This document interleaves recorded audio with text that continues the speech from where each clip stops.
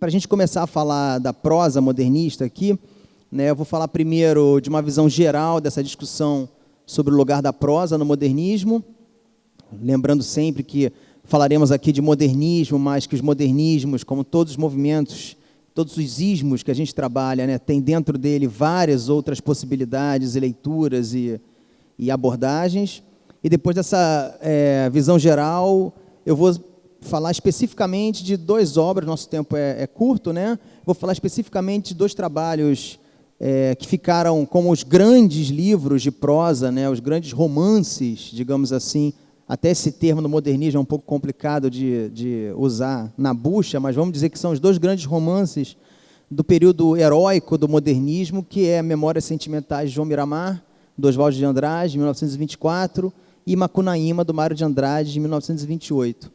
Existem muitos outros livros, muitos outros autores vinculados a esse momento, mas esses dois são livros que nos chegam até hoje frescos, digamos assim, né? Apesar de serem, entre aspas, datados pela discussão que a gente vai ver aqui em relação à época, até hoje, tanto Memórias Sentimentais de João Miramar quanto Macunaíma são livros que o leitor contemporâneo de 2012, quando pega para entrar para ler, ele dá uma certa estranhada. Então é interessante a gente pensar a presença, a permanência, a importância desses dois autores e dessas duas obras.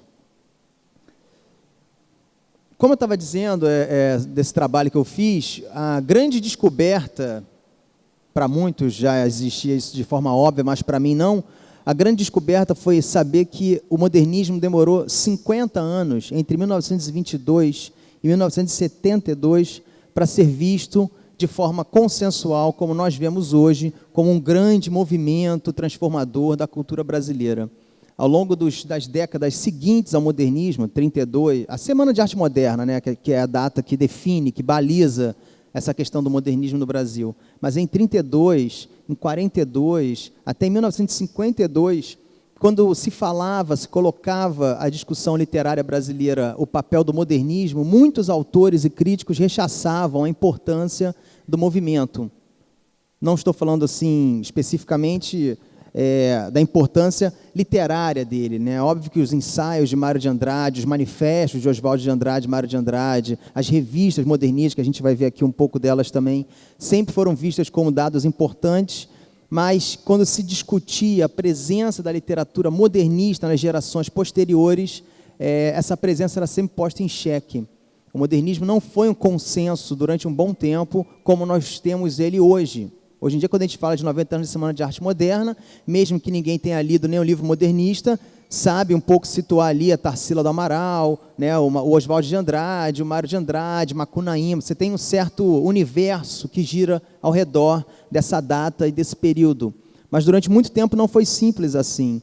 Se vocês imaginarem que, por exemplo, em 1952, um poeta como Manuel Bandeira, que era, né, um nome central para a poética modernista, ao ser entrevistado sobre os 30 anos do modernismo para um jornal carioca, pediu para não encherem mais o saco dele com essa conversa de modernismo. Você vê que não era tão simples assim, né, essa permanência do modernismo. Demorou um tempo, né, o Oswald de Andrade, Mário de Andrade, tiveram que escrever e falar publicamente algumas vezes nas décadas seguintes, retomando a presença do modernismo e a sua importância. Isso não foi uma forma natural e fluida que a gente abordou e agarrou o modernismo para a nossa história. Eu falo isso porque isso acontece também, de certa forma, com a prosa modernista, que é muito louvada e estudada no campo acadêmico, mas é, às vezes, muito pouco lida e pensada, e ela circula menos, por exemplo, do que algumas prosas anteriores ao modernismo, né? Não vamos nem comparar aqui o nível, né, o grau de quantidade, de qualidade de leitura da obra de Machado de Assis com a obra de... Obviamente não se compara a extensão disso, mas com a obra de um autor modernista, por exemplo, tá?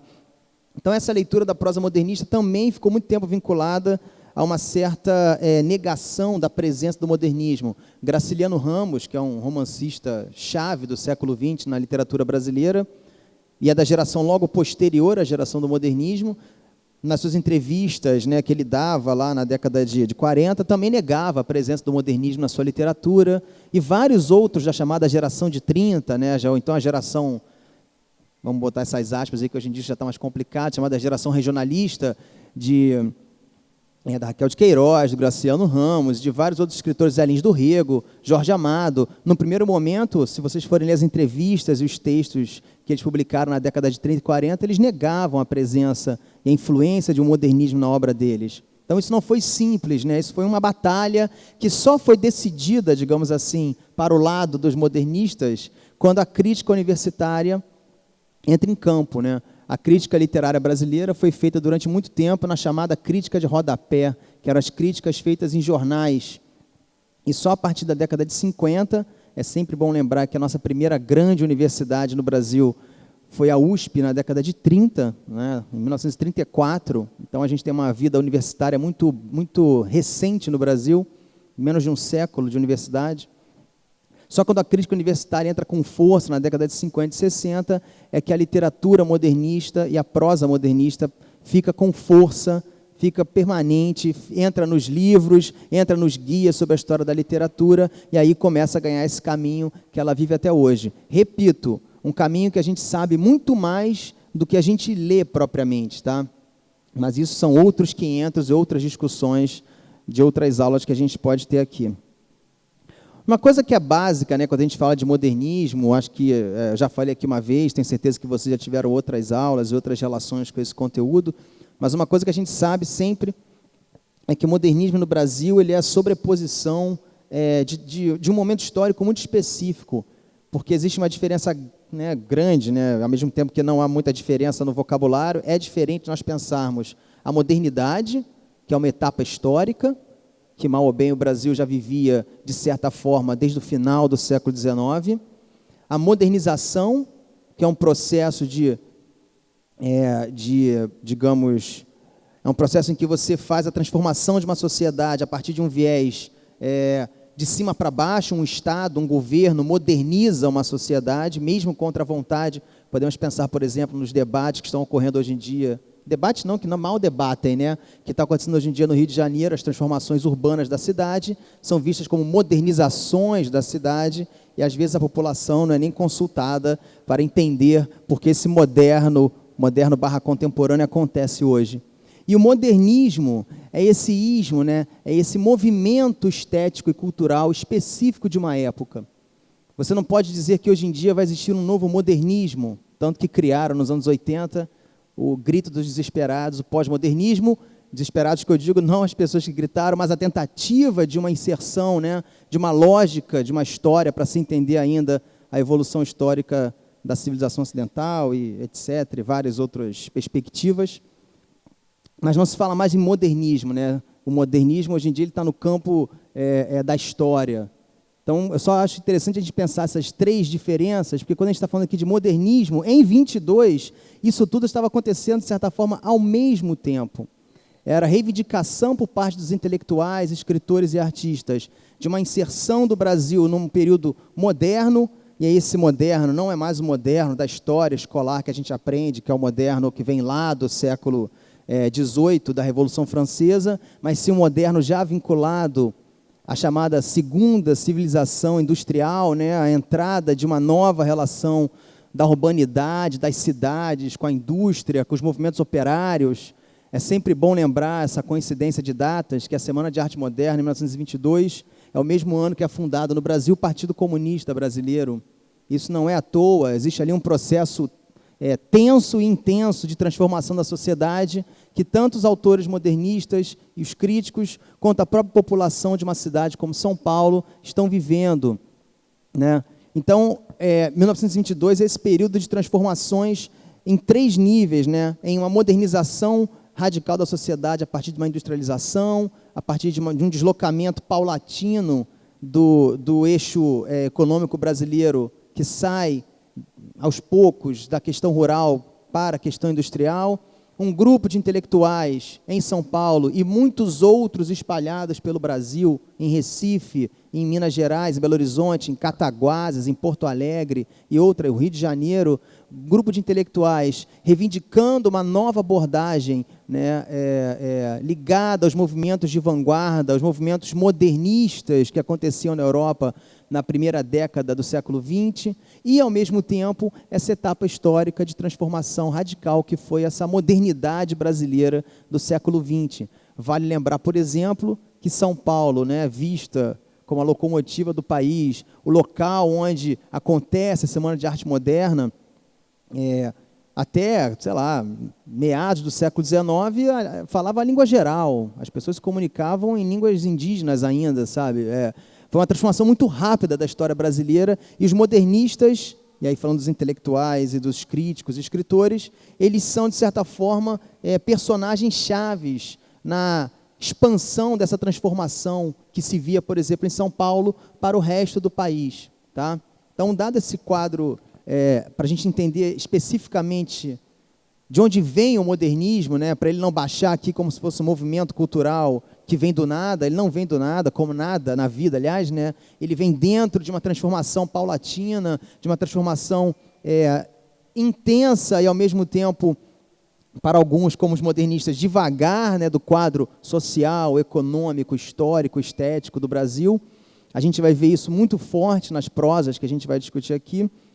Esse modernismo ele se estabelece, né, existem diferentes periodicidades, períodos para se falar do modernismo, mas hoje em dia um dos mais correntes é chamada fase heróica do modernismo, que vai ali de 1917, 18, quando o grupo de São Paulo se junta ao redor, né, de um fato específico, que foi a exposição da Anita Malfatti, uma pintora de São Paulo, onde Monteiro Lobato faz um artigo desqualificando a exposição, a obra, o trabalho da Anita Malfatti, e o Mário de Andrade, Oswaldo de Andrade, Menotti Del Pique, Guilherme de Almeida, são 4 rapazes, né, entre seus 18 e 22 anos, eles se juntam em São Paulo e passam a escrever sistematicamente na imprensa a favor da obra de Anita e a favor de uma mudança dos olhares, né, dos parâmetros, digamos assim, de se analisar e de se pensar cultura, arte e literatura no Brasil. É interessante pensar também que essa geração do modernismo é uma geração de transição, é uma geração que muitas vezes no começo vai usar uma forma antiga para falar de um novo.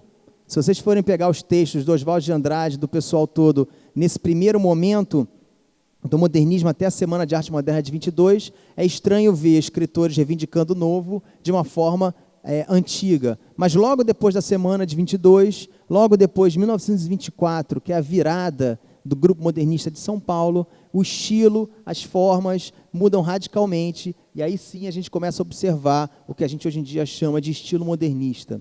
Tá?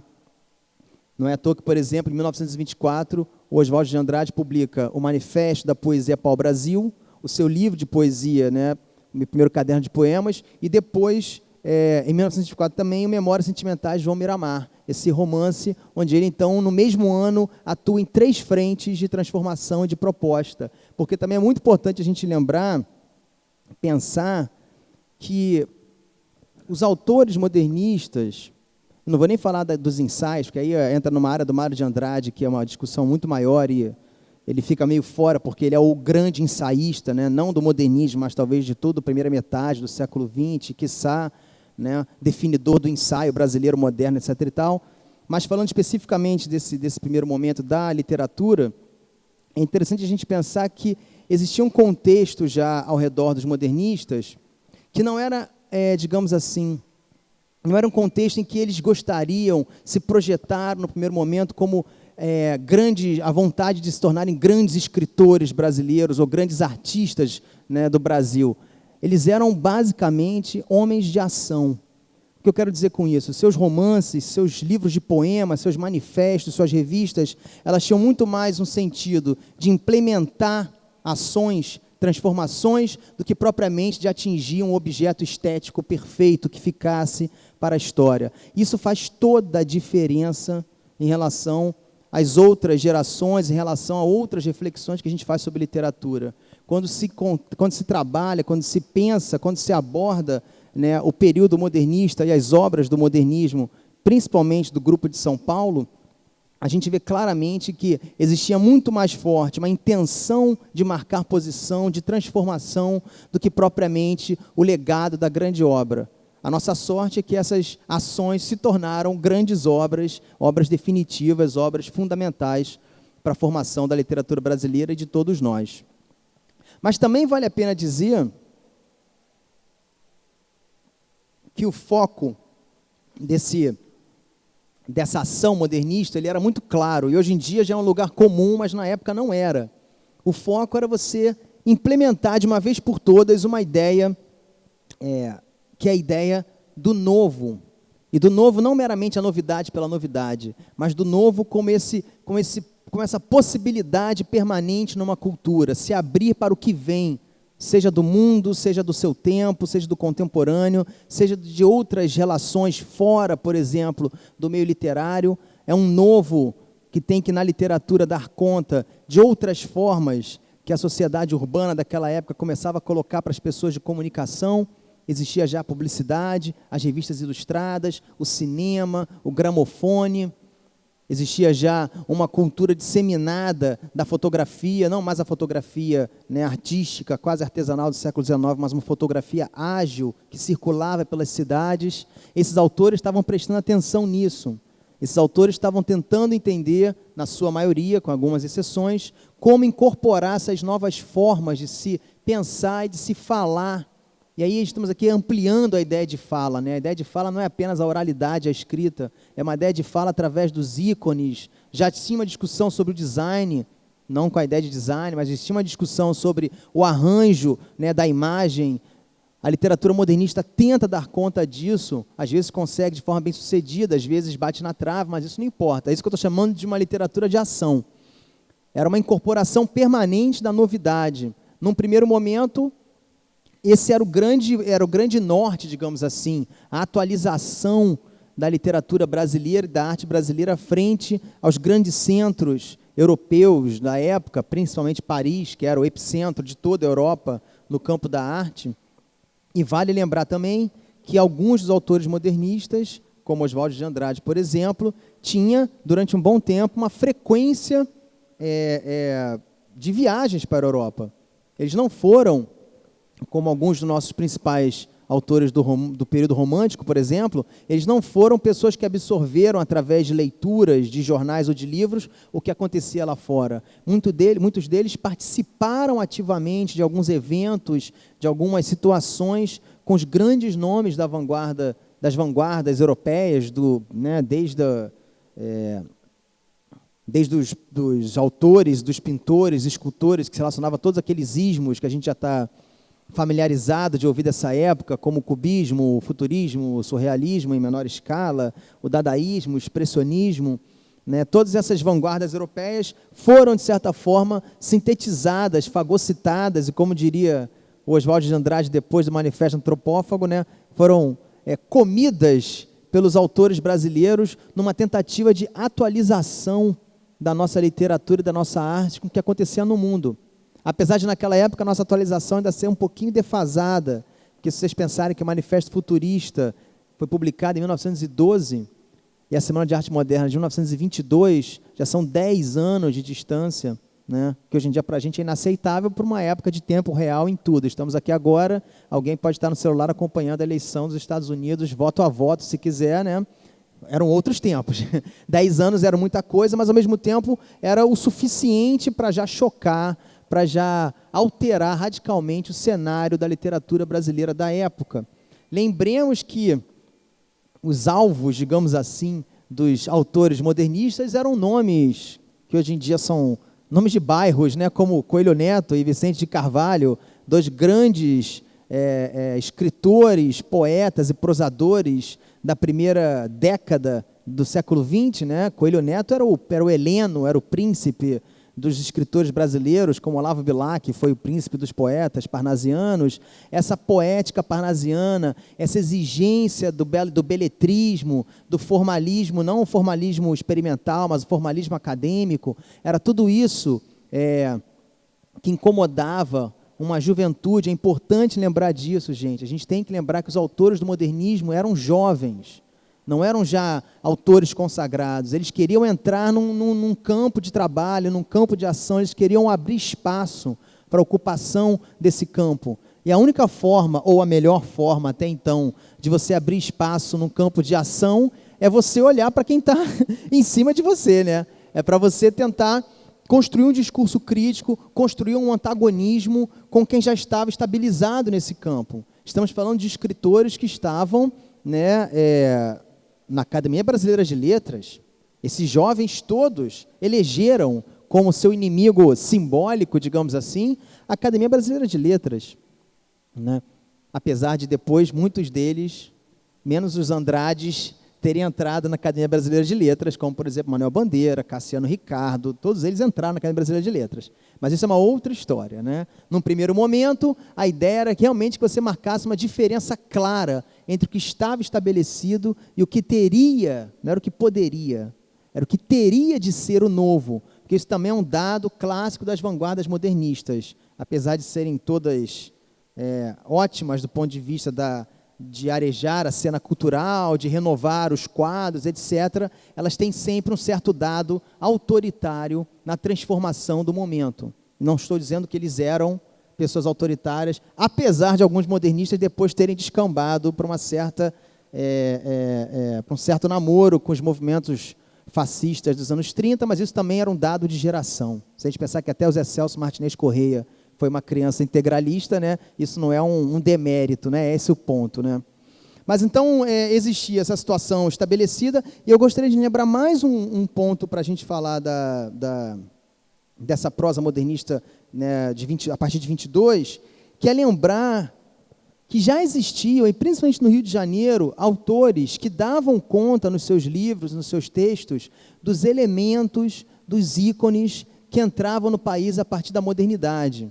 Já existiam autores que ninguém mais hoje fala muito, como Benjamin Constant, como esse é bem falado até hoje, como João do Rio, como Adelino Magalhães, que escreveu um livro chamado Sebastianópolis. Já existiam autores que estavam trabalhando, por exemplo, o Adelino Magalhães, que é um autor pouquíssimo falado e conhecido, mas Adelino Magalhães já trabalhava com as gírias e com as falas de rua nos seus textos, antes do movimento modernista, né? O Benjamin Constant já falava da presença do cinema, da presença da publicidade, da velocidade dos tempos contemporâneos, da década de 20. Lima Barreto também é um autor que a gente não pode deixar de fora, que apesar de não ser considerado um autor ligado ao movimento modernista de jeito nenhum, longe disso, também dava conta nos seus textos desses processos de modernização que iam acontecendo no Rio de Janeiro, na década de 10 e 20. E João do Rio nem se fala. João do Rio foi o cronista da vida moderna carioca. Então, às vezes, quando as pessoas perguntam por que a Semana de Arte Moderna foi em São Paulo e não foi no Rio de Janeiro, uma das respostas tipicamente cariocas é dizer que o carioca ele já era moderno.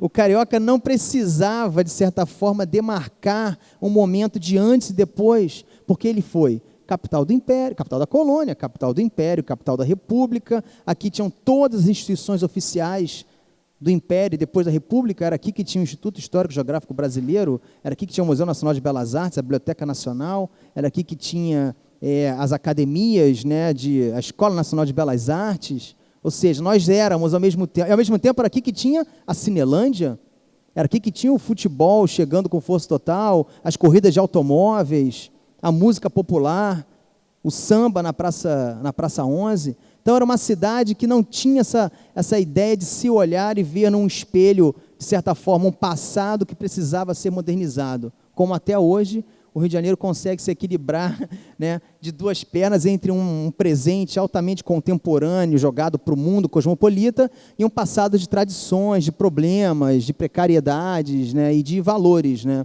Então, desde aquela época, quando se pergunta, então, por que a Semana de Arte Moderna não foi aqui, é porque o carioca já estava, de certa forma, moderno, né?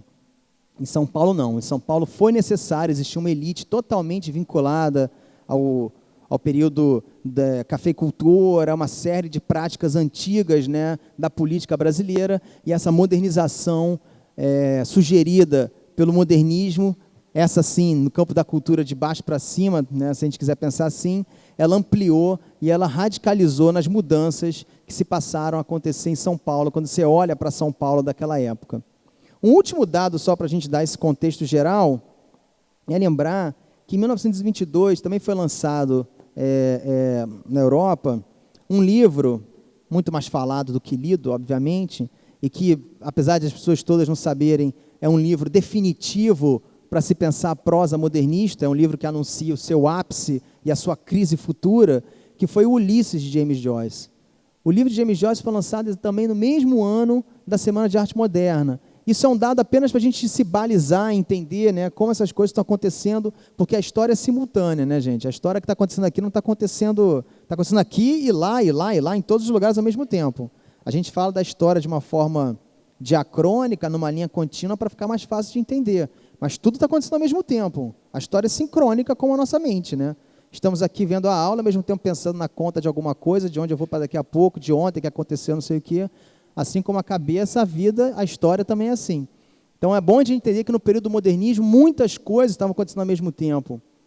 Não estou dizendo aqui, como alguns críticos tentam aproximar, né? Por exemplo, o Haroldo de Campos, né? Um grande poeta, ligado à poesia concretista de São Paulo, a poesia concreta, um grande crítico literário e um dos grandes responsáveis pela retomada e releitura da obra de Oswald de Andrade. Talvez se não fosse os irmãos Campos, Oswald de Andrade demoraria mais tempo. Talvez se não fosse os irmãos Campos, Caetano Veloso e os tropicalistas nem teriam tido um contato com a obra de Oswald de Andrade, né? A ideia de antropofagia nem seria uma ideia presente, por exemplo, na discussão do tropicalismo. Mas Haroldo de Campos, ele é um dos críticos que, dentro da sua discussão, tenta fazer uma aproximação entre a prosa de Oswald de Andrade, principalmente a prosa do Memórias Sentimentais de João Miramar, com a prosa joyciana do Ulisses. Então, eu coloquei esse dado aí do lançamento do livro de James Joyce, para a gente entender que, de certa forma, existia no período, né, essas várias possibilidades de transformação e de incorporação do novo no campo da literatura.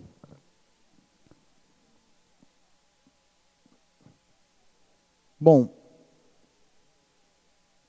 agora eu gostaria de falar especificamente sobre a prosa modernista, e aí eu queria lembrar uma coisa para vocês. Como eu disse aqui, a prosa modernista não foi o cerne, digamos assim, da produção modernista, apesar de ter tido grandes prosadores. O que ficou, geralmente o que fica nos debates, na reflexão sobre o período modernista, isso a gente está trabalhando com prosa no campo, poesia e prosa, tá?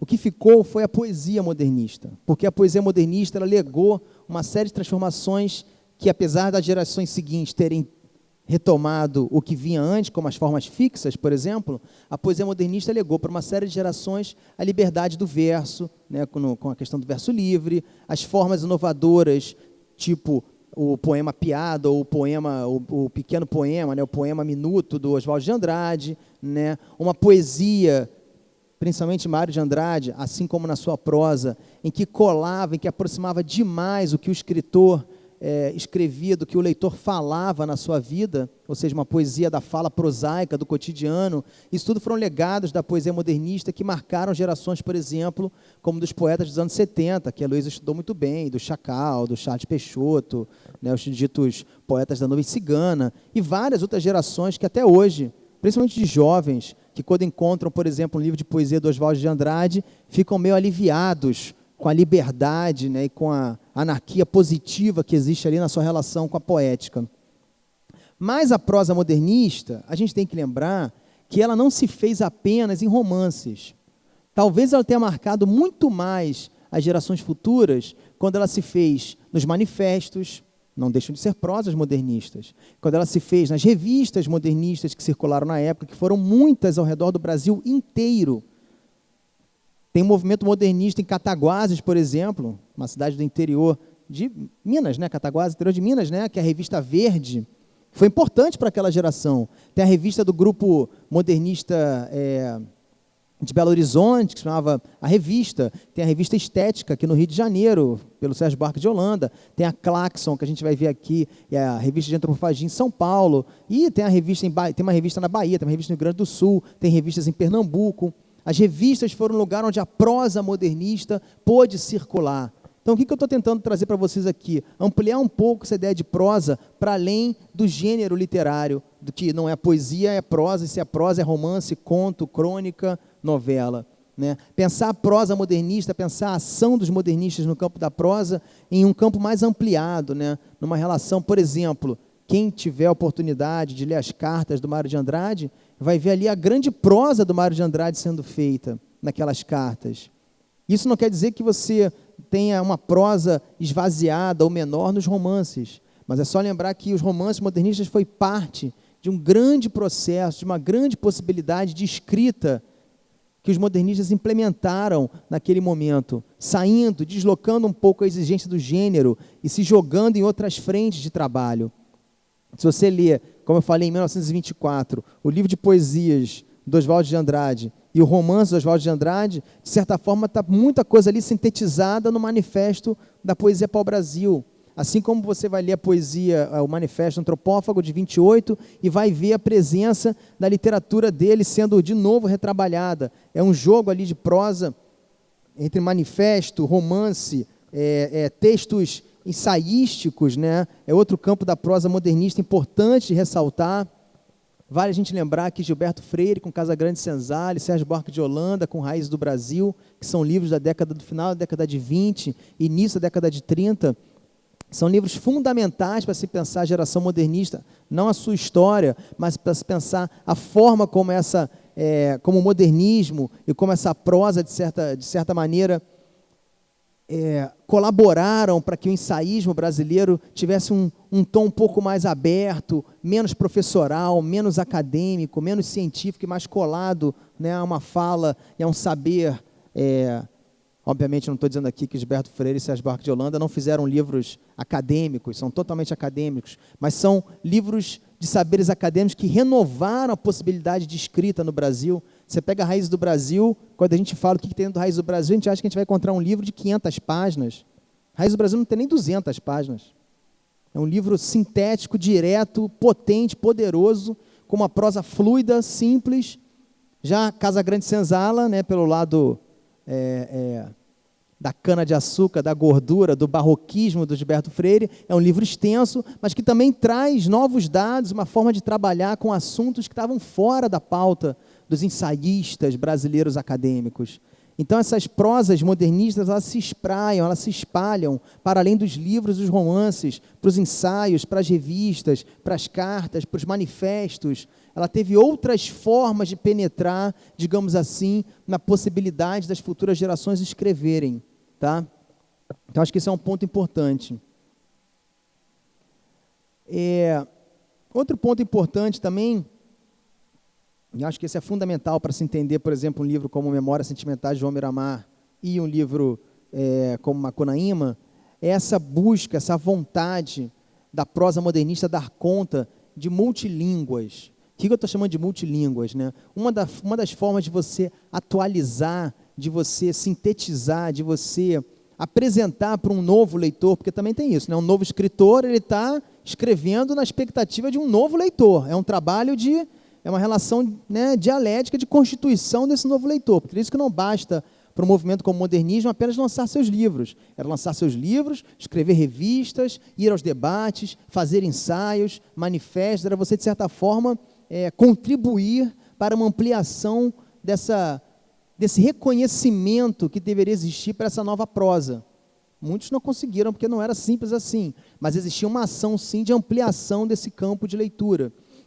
E uma das formas de você trabalhar isso, né, talvez uma das mais difíceis para o leitor da época, era isso que eu estou chamando aqui de multilínguas, ou seja, os textos de alguns autores do modernismo eram escritos, às vezes, simultaneamente, obviamente prevalecendo português, mas simultaneamente em português, francês, inglês, com a gíria às vezes, gírias que pessoas compreendiam. Por exemplo, um outro autor de prosa importante, principalmente para a literatura de São Paulo, mas do Brasil também, que é o Antônio de Alcântara Machado, um escritor também ligado ao grupo modernista, à revista de antropofagia, etc. e tal.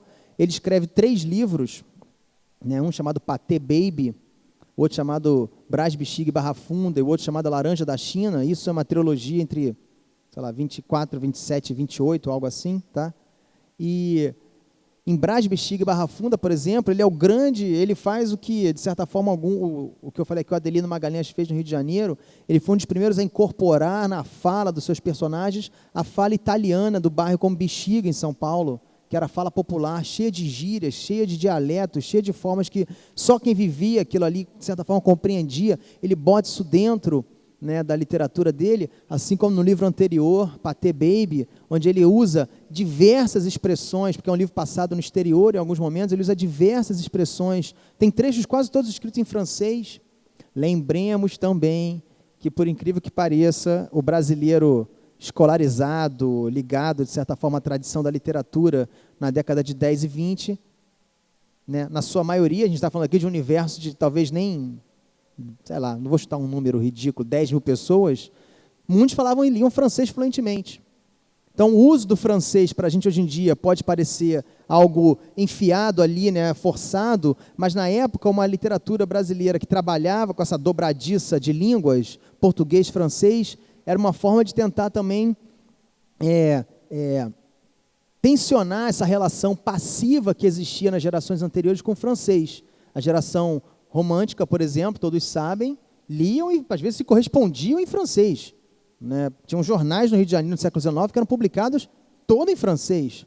Existia, né, a chamada Belle Époque tropical. Bom, isso aí está em vários livros e análises sobre esse período da cidade. E o modernismo, de certa forma, ele trunca essa relação, ele enfia, né, o francês ali de uma forma um pouco mais agressiva, menos fluida, menos passiva, pensando, né, o uso dessa língua dentro do português, se apropriando dessa língua de forma meio, no melhor dos sentidos, selvagem, digamos assim como o inglês. Por que o inglês? O inglês era a língua do cinema, o inglês era a língua, né, de uma série de novidades que estavam aparecendo. A década de 20, no Brasil menos, mas no mundo já se anunciava, né, a era do jazz, já se anunciavam outros elementos que começavam a trazer para o escritor ou para um homem que está interessado na arte, na cultura do seu tempo, várias novidades que você não podia ficar de costas. Né? Memórias Sentimentais de João Miramar, do Oswald de Andrade, é um livro, por exemplo, que o personagem, João Miramar, né, e suas memórias sentimentais, ele viaja muito ao longo do livro para a Europa, algumas vezes. É um livro que, de certa forma, quem for ler, não acontece nada, basicamente. Né? São viagens, são comentários dele sobre a vida de uma elite cultural decadente de São Paulo, é uma crítica, né, a essa elite cultural paulista ligada muito mais à França do que ao Brasil, pensando o tempo inteiro nos seus problemas relativos à cotação do café e aos seus grêmios recreativos, com os seus poetas recitando, né, com as suas grandes vozes, poemas falando da Grécia, etc. e tal. Então, o João Miramar é toda uma crítica disso, mas pelo fato do personagem, com a sua namorada, com a sua esposa, com seus amigos, estarem viajando o tempo inteiro, é um livro escrito nessas multilínguas. Isso sem falar em Macunaíma, de Mário de Andrade, que aí é a multilíngua por excelência, a explosão completa, né, de uma tentativa não, né, de ter feito, né, um livro em que você, ao mesmo tempo que você articula uma série de línguas que circulam no Brasil, essas línguas também trazem junto delas as tradições, né, como eu posso dizer isso, o espaço dessa língua. Então, eu vou ler um trecho aqui para vocês, que quando Macunaíma vai num terreiro, na casa da tia Seata, ali na Praça 11, o que sobe não é a língua indígena que vem no livro, mas vem a língua, né, da macumba, vem a língua do candomblé, vem toda a discussão ali daquela população negra ao redor das tias africanas. O Mário de Andrade ele vai modulando essas diferentes línguas dentro do seu livro. Esse personagem que pode falar tanto com Jaci e Iraci, quanto com o industrial paulista, e quanto a tia Seata, né? Isso tudo está acontecendo ao mesmo tempo. Então, esse elemento da prosa modernista é muito importante também. Tá? Essa ideia de que a prosa incorpora essas várias línguas que estão circulando na sociedade. E, novamente, eu acho que, na minha perspectiva, acho que ela não faz isso de forma passiva, ela faz isso de forma crítica, reflexiva, tentando entender, né, e tentando apostar no uso contemporâneo, para a época, óbvio, né, dessas línguas no cotidiano.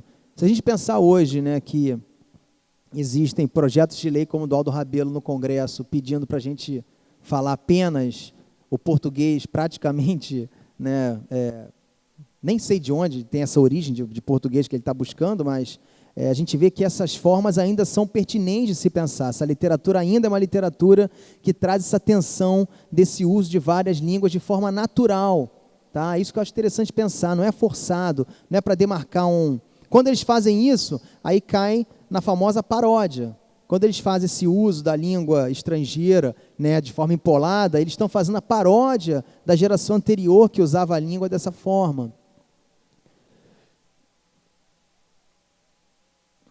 E mais um aspecto que eu gostaria de lembrar, como eu falei rapidamente no começo,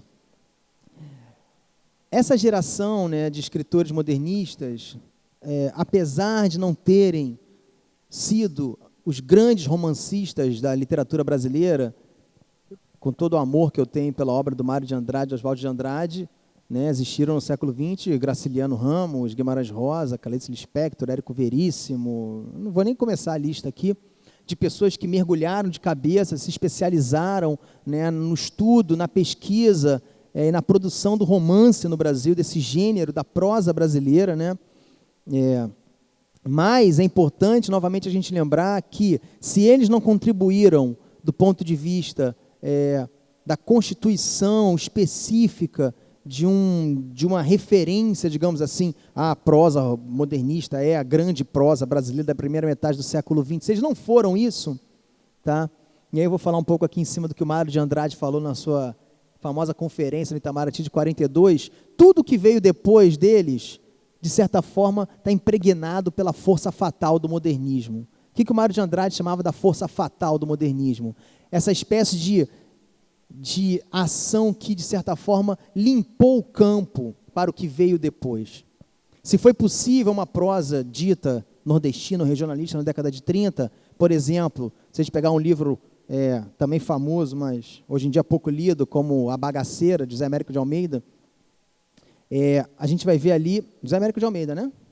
A gente vai ver ali que existe uma relação direta com essa prosa sintética, telegráfica, imagética do modernismo, mas a escolha do tema, né, a abordagem dele é de outro campo, é de outro caminho, né, e inaugura muito mais o que vem a ser chamado da prosa regionalista do que propriamente faz parte da prosa modernista, né, uma obra de uma certa transição, mas essa contribuição do modernismo, da prosa modernista foi fundamental, a radicalização de certos procedimentos, a definição de que é possível sim fazer uma prosa fora dos padrões acadêmicos, fora dos padrões das formas fixas, conhecidas, já que já vinham desde o século XIX, a tentativa de o tempo inteiro trazer essas multilínguas, as várias falas que circulavam pelo Brasil da época, seja São Paulo, do Antônio Alcântara Machado, seja o Brasil Mundo, do Oswald de Andrade, seja o Brasil mais profundo, né, que foi o Brasil que Mário de Andrade trouxe para o Macunaíma, tá? Essas prosas foram fundamentais para que o que veio depois pudesse acontecer sem, por exemplo, uma resistência maior ou uma rejeição maior da crítica da época. Agora eu queria, antes de entrar aqui para falar de cada autor, eu posso já mostrar, eu queria mostrar para vocês, que eu acho importante,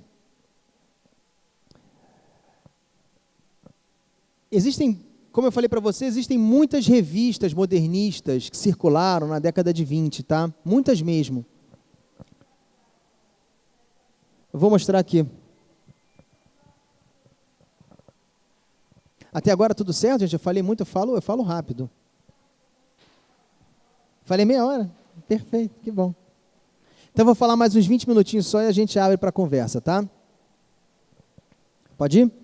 Eu vou mostrar para vocês duas revistas, tá? A número 1 de cada uma delas, para vocês entenderem um pouco isso que eu falei, dessa prosa modernista que vaza, né, para as revistas, para fora dos romances, e de certa forma constitui um espaço novo, tá? Lamentavelmente, hoje em dia, a gente não tem mais esse tipo de revista circulando direto aí pelo Brasil, quiçá pelo Rio de Janeiro, né? Essa aqui, ela se chama Claxon. Deixa eu só botar aqui na página toda.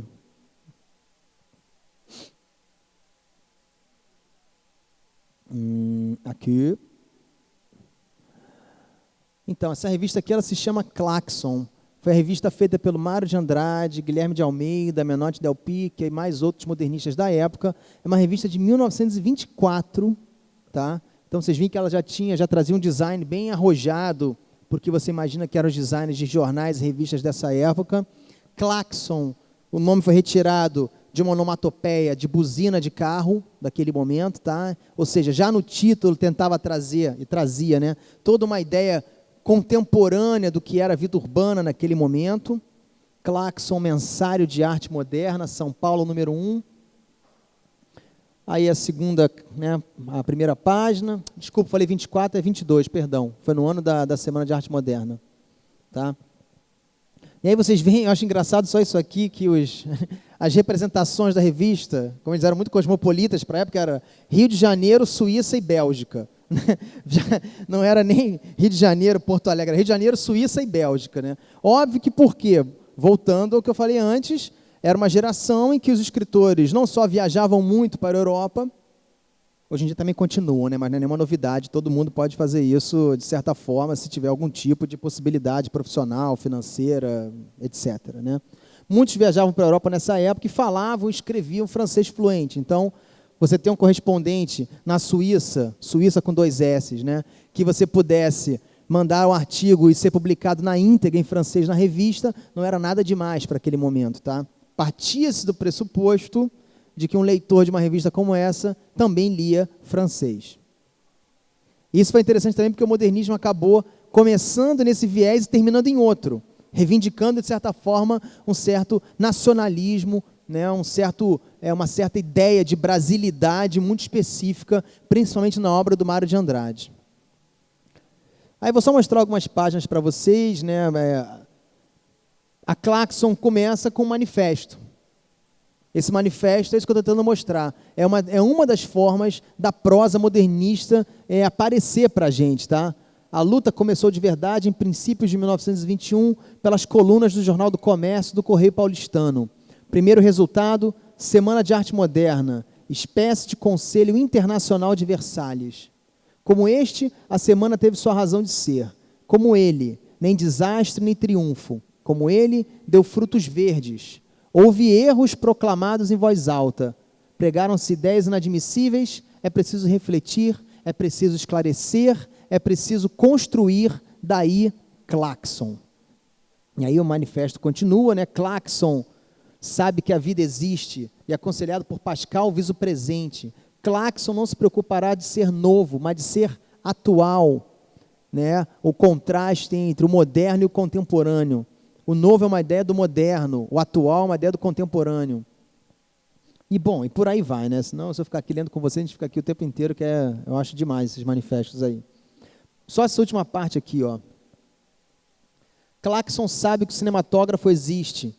Pérola White, que era uma atriz da época, é preferível a Sarah Bernhardt, que era a grande cantora, né, daquela geração. Era uma mulher de nome de fama internacional. Sarah é tragédia, romantismo sentimental e técnico. Pérola é raciocínio, instrução, esporte, rapidez, alegria, vida. Sarah Bernhardt, século XIX. Pérola White, século XX. A cinematografia é a criação artística mais representativa da nossa época. É preciso observar-lhe a lição. O cinema é uma influência central, por exemplo, na prosa do Oswald de Andrade. A ideia do snapshot, a ideia da fala mais sintética possível. Tentar trazer a ideia de traveling, né? As várias linguagens do cinema, câmera grande angular fechando. Ele tenta fazer isso na literatura, a ideia de uma câmera passando, né?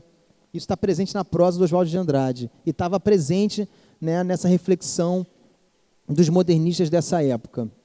E aí, bom, termina o manifesto e vem uma série de poemas. O primeiro, por exemplo, como eu falei para vocês, em francês. Tá? Aí vem vários textos, acho que não precisa mostrar isso. A outra que eu queria mostrar para vocês, já de 6 anos depois, né, é a Revista de Antropofagia, onde Oswald de Andrade, Tarsila do Amaral, Cassiano Ricardo, Antônio de Alcântara Machado e mais outros no primeiro momento participam, tá? A Revista de Antropofagia tem, né, esse Abre Alas, que também é um manifesto do Antônio Alcântara Machado. Infelizmente não dá para ler, porque está muito pequeno, é só para vocês terem uma ideia da visualização, mas é onde ele já assume a presença do antropófago, né, como elemento central para aquele momento do modernismo e desse grupo específico, porque o final dos anos 20 é quando os grupos modernistas racham por questões políticas e por questões estéticas, mas principalmente políticas. Um lado começa a trabalhar um pouco mais ligado a uma ideia de cultura nacional mais radical, digamos assim, vinculado a uma ideia de nacionalismo, é o que vai redundar no grupo da ANTA e depois no Partido Integralista de Plínio Salgado. Um outro lado segue, né, a seara aí aberta pelos antropófagos, digamos assim, pelo Oswald, pela Tarsila, pelo Cassiano Ricardo, etc.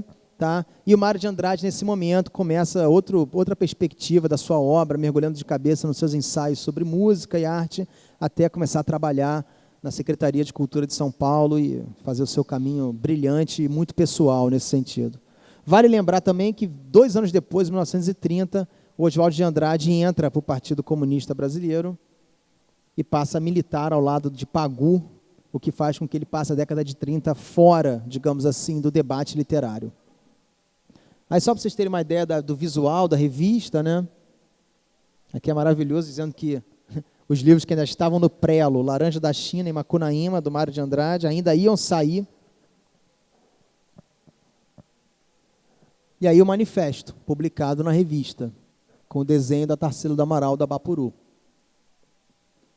No primeiro número, tá? Então é isso que eu estou tentando mostrar aqui. A prosa modernista, ela podia estar muito além do livro e do romance, muito além do conto. Ela conseguia se estruturar, ela conseguiu se manifestar, digamos assim, de formas muito mais potentes, porque aliava, às vezes, a questão visual, como nas revistas. Deixava mais marcas, talvez, do que... Não tem nenhuma dúvida de que o manifesto antropófago é muito mais forte hoje em dia, deixa muito mais marcas, é mais estudado e comentado, do que um livro como Memórias Sentimentais de João Miramar. Tá? Então é isso que eu estou tentando mostrar para vocês, que essa prosa modernista ela se expandiu. Aí começa a revista, a língua tupi. Não sei por que saiu Plínio Valgado, não sei se era uma piada com Plínio Salgado na época já, ou se foi um erro tipográfico. Se bem que aqui no final está Salgado. E o Manifesto Antropófago. Tá? E só para a gente finalizar, para a gente poder ter o debate agora, eu queria ler alguns trechos do Memórias Sentimentais de João Miramar e do Macunaíma para vocês ouvirem, né, o que a gente está falando aqui esse tempo todo. O Memórias Sentimentais de João Miramar, ele abre com uma introdução, um prefácio, escrito pelo próprio Oswald, claro, chamado A Guisa de Prefácio, mas o autor dele se chama Machado Penumbra. Também podemos aqui ficar horas pensando os sentidos desse nome, que parte do grande romancista, fundador da Academia Brasileira de Letras, né, o inimigo número 1 dos modernistas nessa época, e ligar a ideia de Machado com a ideia de penumbra, de escuridão, não é algo... não é óbvio, mas também não pode ser ignorado, digamos assim, né? E aí eu vou só ler um trecho aqui, porque esse trecho é o trecho onde ele usa a paródia dos antigos intelectuais com maestria. Ele fala assim, o Machado Penumbra vai falando do livro, do autor, ele fala assim: torna-se lógico que o estilo dos escritores acompanhe a evolução emocional dos surtos humanos. Se no meu foro interior um velho sentimentalismo racial vibra ainda nas doces cordas alexandrinas de Bilac e Vicente de Carvalho, não posso deixar de reconhecer o direito sagrado das inovações, mesmo quando elas ameaçam espedaçar nas suas mãos hercúleas o ouro argamassado pela idade parnasiana. Ele abre assim o livro, um cara que introduz o livro dele, que é totalmente radical na linguagem modernista, com essa paródia dos leitores, né, tradicionais, dos grandes grêmios e salões daquela época, né? Só para falar mais um trecho, ele fala: esperemos com calma os frutos dessa nova revolução que nos apresenta pela primeira vez o estilo telegráfico e a metáfora lancinante. O Brasil, desde a idade trevosa das capitanias, vive em estado de sítio. Somos feudais, somos fascistas, somos justiçadores. Época nenhuma da história foi mais propícia à nossa entrada no concerto das nações, pois que estamos na época do desconcerto. E ele termina, né, o prefácio. Eu vou ler 3 trechinhos aqui do Memórias Sentimentais de João Miramar. Primeiro é o trecho 31, porque o livro ele é todo escrito como eu posso chamar isso? Ele é todo numerado. 1, 2, 3, 4, 5, 6. Em quê? Você falou alguma coisa? São salmos. Poderiam ser. Vou ler então Salmo 31, do Oswaldo de Andrade agora. Primeiras latitudes. Aí já é João Miramar. O livro é escrito como se fosse um diário do João Miramar, dessas memórias sentimentais. A costa brasileira, e aí eu chamo a atenção para vocês dessa linguagem imagética, visual, que ele consegue aplicar aqui. A costa brasileira, depois, óbvio que ele está num navio, né? A costa brasileira, depois de um pulo de farol, sumiu como um peixe. O mar era um oleado azul. O sol afogado queimava arranha-céus de nuvens. 2 pontos sujaram o horizonte, faiscando longínquos bons dias sem fio. Os olhos hipócritas dos viajantes andavam longe dos livros, agora polichinelos sentados nas cadeiras vazias. As antenas ruivas do capitão do Marta, que era o nome do navio, sondavam naufrágios dos rochedos de Madame de Sévry. À noite, no jardim de inverno, havia festas de pocinho em torno do dedicado e gordo médico de bordo. Um cônsul do Kaiser em Buenos Aires viajava como uma congregação. E até as horas compridas, quando os grumetes traziam o mar em baldes para cima da mesa de jogo, as rugas do inglês Tour du Monde minuciosamente bebiam. As rugas do inglês Tour du Monde minuciosamente bebiam. Era esse tipo de escrita que Oswald aplicou ao longo do Memórias Póstumas. Esse outro é maravilhoso, Veleiro. A tarde tardava, estendia-se nas cadeiras, ocultava-se no tombadilho quieto, cucava até uma escala de piano acordar o navio. Madama Rocambola mulatava um machixe no dancing do mar. Esquecia-me, olhando o céu e a estrela diurna, que vinha me contar salgada do banho, como estudara num colégio interno. Recordava-me dos noivados dormitórios das primas. Uma tarde, beijei-a na língua. E o último trecho, esse é maravilhoso, se chama Indiferença. Montmartre e os moinhos do frio, as escadas atiram almas ao jazz de pernas nuas. Isso é 1924. Meus olhos vão buscando lembranças como gravatas achadas. Nostalgias brasileiras são moscas na sopa de meus itinerários. São Paulo de bondes amarelos e romantismos sob árvores noctâmbulas. Os portos de meu país são bananas negras sob palmeiras. Os poetas de meu país são negros sobre bananeiras. As bananeiras de meu país são palmas calmas, braços de abraços desterrados que assobiam e saias engomadas, o ringue das riquezas, brutalidade jardim, aclimatação. É legal saber que esse trecho aqui, isso dá para falar com absoluta certeza, foi um trecho lido pelo Torquato Neto quando ele escreveu a música Geleia Geral. Geleia Geral, exatamente. Onde num trecho que o Gilberto Gil lê uma longa lista, né, de inventário dos objetos brasileiros, ele arremata com essa expressão da Oswaldo de Andrade, brutalidade jardim, tirada desse trecho do livro. Tá? Então essa prosa sintética, poética, imagética, e ao mesmo tempo quebrada, de fluxo interrompido, né, do Oswaldo de Andrade no Memórias Sentimentais de João Miramar, é uma tentativa, é uma forma dele aplicar aqui nessa prosa essa nova sensibilidade desse homem contemporâneo Oswald, ou o homem que vinha, né, o homem que ele esperava ser o seu leitor, o homem que está acostumado, por exemplo, com o cinema, onde o cinema tudo é editado. O fluxo narrativo do cinema não obedece ao fluxo narrativo do romance, necessariamente. O começo, meio e fim pode ser alternado. O dentro e o fora pode ser totalmente diferente. O exterior e o interior. Isso tudo está, de certa forma, presente nessa prosa. Essa comunicação telegráfica, essa comunicação sintética, né, que era a comunicação da revista, a comunicação da notícia de jornal, do lead, que era algo também dessa geração, e por aí vai. E o trecho que eu vou ler aqui do Mário de Andrade, do glorioso Macunaíma, obra que a Heloísa também já trabalhou, né, na sua extensa bibliografia, é um trecho quando o Macunaíma já está na cidade, já sai, né, da sua origem amazônica e vem para São Paulo. São Paulo, Rio de Janeiro, né, em Macunaíma, essas espacialidades são totalmente fluidas e fantásticas, digamos assim, né?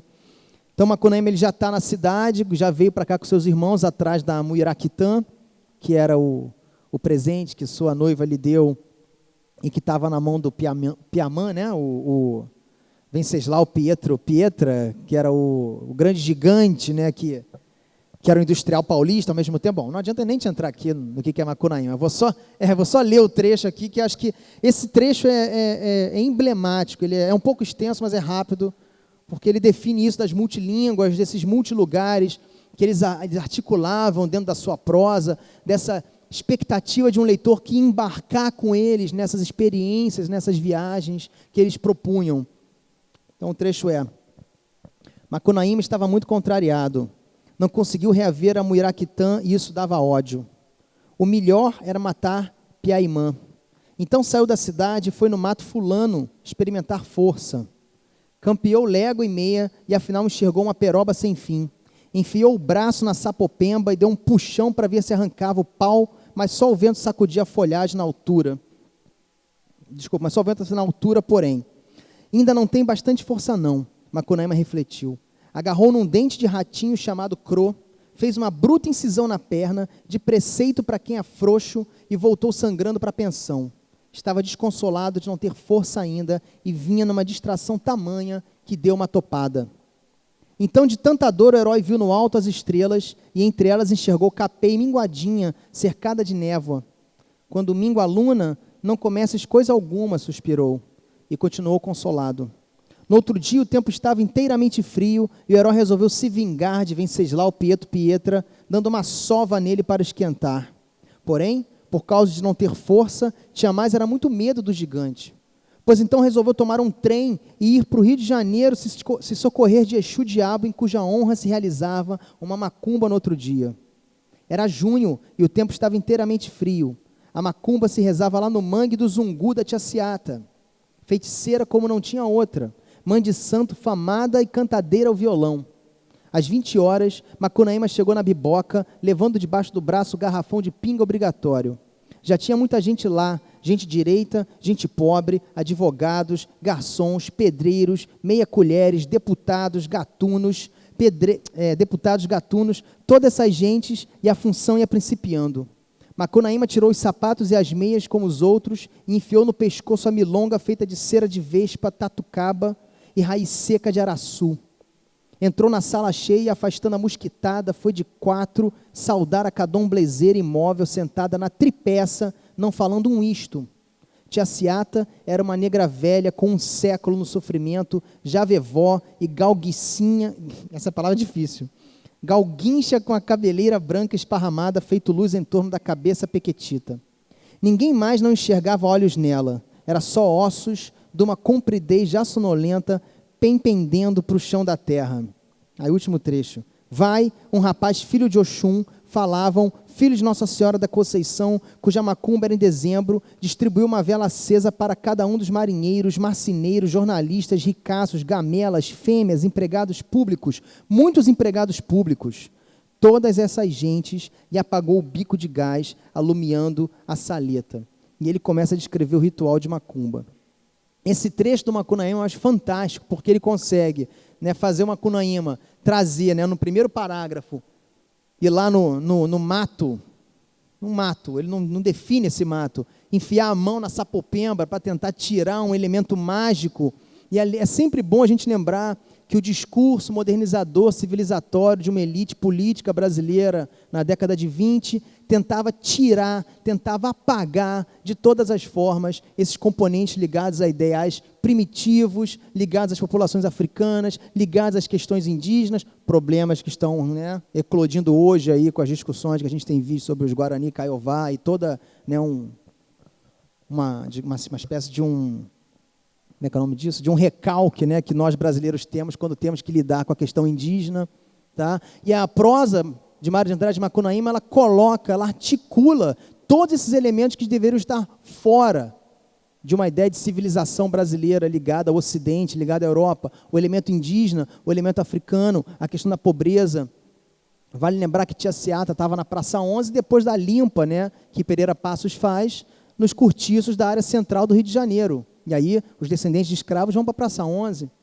Vale lembrar também, por exemplo, e juro que eu termino agora, um dado que eu acho sempre bom da gente pensar. No mesmo ano de 1917, que aconteceu a famosa exposição de Anita Malfatti em São Paulo, onde Monteiro Lobato faz a crítica, e os modernistas se juntam para finalmente começar a trabalhar de forma coletiva e organizada em prol do modernismo. Nesse mesmo ano, no Rio de Janeiro, um descendente de primeira geração de escravos faz algo que eu não entendo por que a historiografia cultural brasileira nunca destacou no mesmo nível. Ele grava um samba como autor, que é pelo telefone, eu estou falando do Donga, tá? E por que eu acho isso importante? Porque ao invés, isso é polêmico quando eu falo, mas eu vou falar. Existe toda uma tradição, uma linhagem, uma história cultural brasileira, cujo epicentro de um pensamento moderno da nossa cultura é essa exposição da Anita Malfatti. Óbvio que eu estou falando isso de forma muito reduzida. O modernismo, de certa forma, começaria em 17 a partir dessa exposição da Anita Malfatti. E esse começo, numa exposição de arte visual, de artes plásticas, para uma elite letrada de São Paulo, demarca uma ideia de cultura brasileira que, de certa forma, acabou reproduzindo ao longo de muitas décadas uma alta cultura versus uma cultura popular. Se nós tivéssemos pensado desde a origem, desde o começo, que o grande evento cultural de 1917 foi um descendente direto de escravos, enfrentando uma tecnologia de ponta na época, que era a gravação fonomecânica, e gerando um produto da cultura de massas e do entretenimento, que era um disco e uma partitura, e que ele se colocou como um autor, ele assinou a autoria, ou seja, nada mais contemporâneo, nada mais revolucionário do que um descendente de escravos se colocando como autor do campo da cultura de massas, do campo do entretenimento, tá?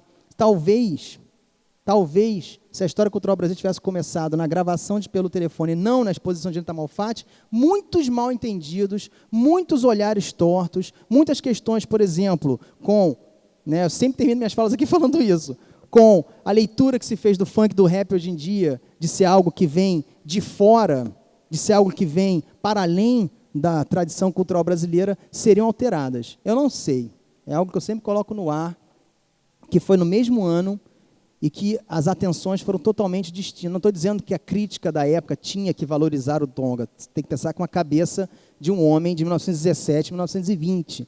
Mas as gerações posteriores também não valorizaram muito isso e se apegaram ao famoso momento de Anita Malfatti sendo rejeitada por Monteiro Lobato.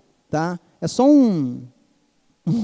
uma bola aí para a gente rolar e terminar essa fala, que eu fui muito além da prosa modernista, eu sei, mas era para a gente tentar entender que essa prosa modernista ela é muito mais ampla do que os romances, muito mais importante do que as palavras presentes nos livros daquela geração. Tá? Muito obrigado.